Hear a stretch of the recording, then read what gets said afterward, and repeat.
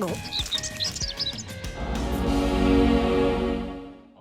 my mindful yogis. Welcome back to Nourish. I'm Mike, and today we're going to do a mini workshop for one of my favorite arm balancing poses. It's called Flying Pigeon, and this is a pose that really, it's something that really empowered me, because when I first saw this, I did not think there was any chance in hell I would ever be able to get into it years ago. And you know, through patient practice and just kind of learning about the different steps to get into it, it is something that I do now. I love it. I actually used to run arm balancing workshops back when we had workshops in the studios. I haven't run one of those since before COVID, but it's one that really, arm balancing in general, when you get all of your body balancing on the backs of your arms with just your hands on the ground, it's a really empowering feeling.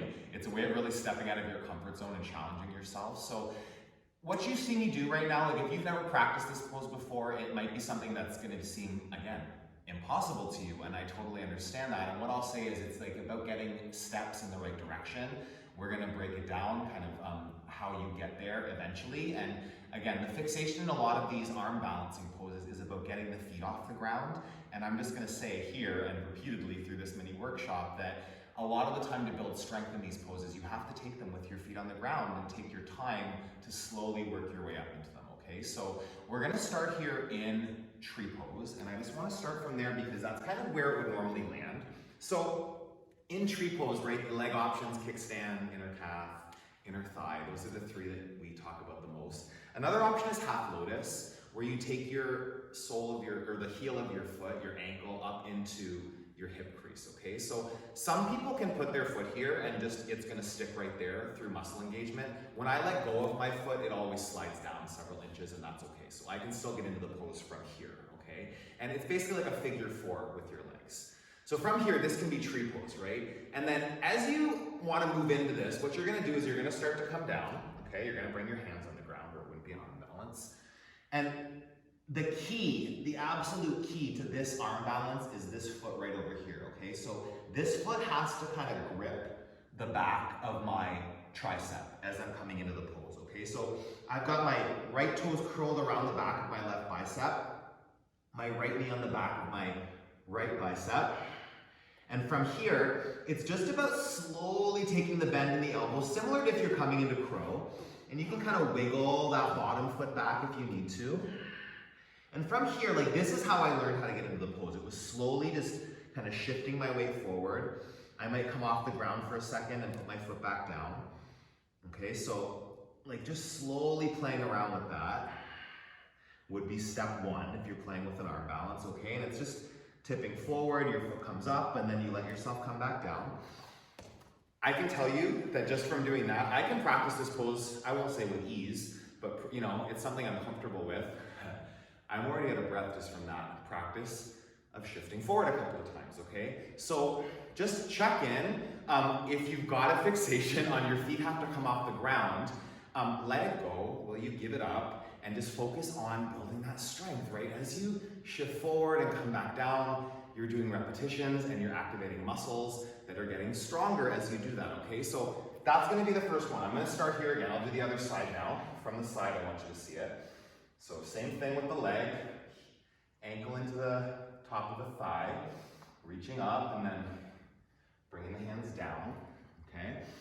Palms flat on the ground. You're not gripping your mat, okay, yogis? You want the knuckles pressed down, the palms of the hand on the ground, grabbing the back of my tricep with my foot, okay? So really like hooking the toes, that's so important here.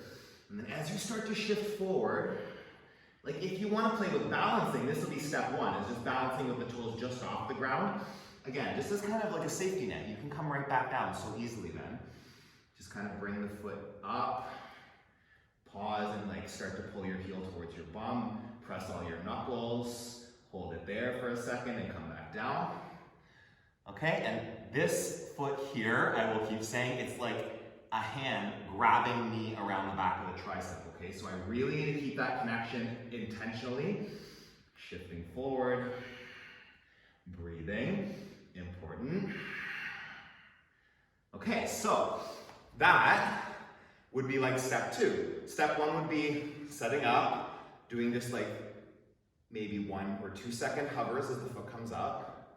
Step two, lifting the foot up and holding it for a bit longer, pulling your heel up in towards your bum, okay, and just keeping yourself hovering just on the hands as long as you can, playing with that. A couple seconds longer each time, each day that you tackle this. And then final expression, or full expression, is extending that leg that's where the toes are on the ground, okay? It's extending it straight up behind you. So I'll show again. Setting up the foot into the hip crease, wherever it lands. Really, I'm like actively pushing that leg into my thigh.